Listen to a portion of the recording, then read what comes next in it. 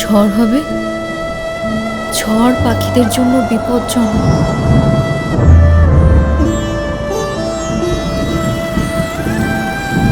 মা, আমি ওই লোকটাকে বিয়ে করব না। বিয়া করবো না মানি? আরে সেরি সরকারি চাকরি করে, একটা সরকারি চাকরিজীবী পোলা যে তোরে বিয়া করতে চাইছে, এটাই তো তোর সাত কপালের ভাগ্য। পোলা ডিভোর্সি, আর যদি ডিভোর্সি না হইতো তাহলে তোর মতো মাইয়া বিয়া করতে যাইব কে? সে তো মন্ত্রী মিনিস্টারের মাইয়া বিয়া করতো। মা, আমি গ্রামে যাব। এই গ্রামে যাবো মানে কি? গ্রামে যায় তুই কি করবি? হ্যাঁ বুবু, তোমার মাইয়া গ্রামে যায় কি করবো?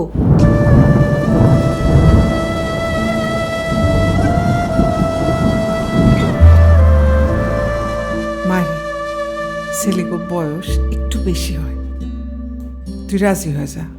আমি তোর মা, আমি তোর খারাপ চামু ক? মা, বিয়ে যদি করতেই হয় আমি মনির ভাইকে করব। একটা থাপ্পড় দিয়ে দাঁত সব ফালাই দিম, যেন তো পুইতা ফালাম। বেয়াদ মাহিমা, ওর বিয়ার ব্যবস্থা কর। মা, এই বিয়ে করব না আমি। বাবার মরা মুখ দেখছস না, এবার আমারটা দেখবি।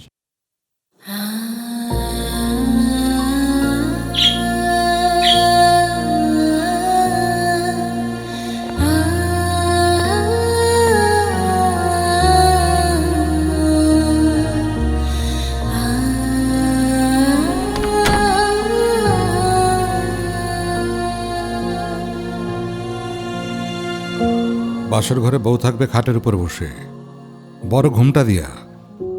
আমার ও জানলার এখানে কি করে? আসো আসো।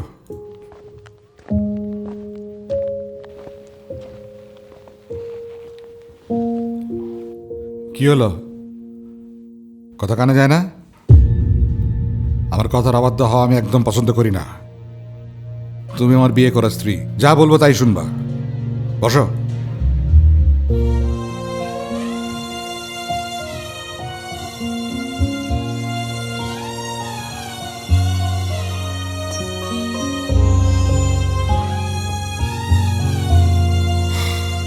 তোমারে প্রথম যখন আমি দেখি,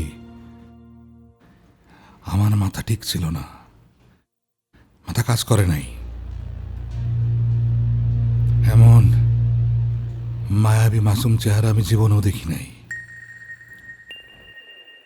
তুমি নাকি রবীন্দ্রনাথ পড়ো? জি। কন্যার কোমল হাতটি যখন আমার হাতে পড়িল, তখন আমার মন বারবার বলিতে লাগিল, আমি পাইলাম। কাহারে পাইলাম? তার রহস্যের অন্ত নাই।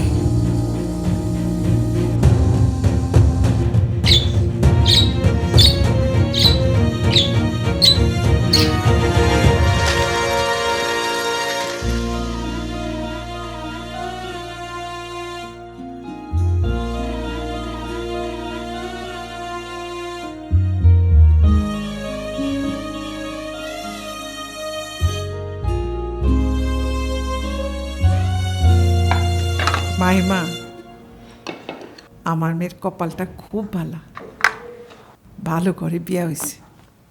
মাটা সুখে থাকবো, অহন আমি নিশ্চিন্তে মরতে পারি। ঠিকই কইছো বুবু, পাখি একদম রাজ কপাল পাইছে। আমি খাঁচার ভিতর এক মাটির পাখি, আমার রক্ত নেই মন নেই, তাই তো পাখি শহরে কোন খালার বাসায় থাকে? ঠিকানাটা কি জানো? না, জানি না। একটু খোঁজ নিয়ে দেখো, ঠিকানাটা পেলে আমাকে একটু জানিও। ঠিক আছে।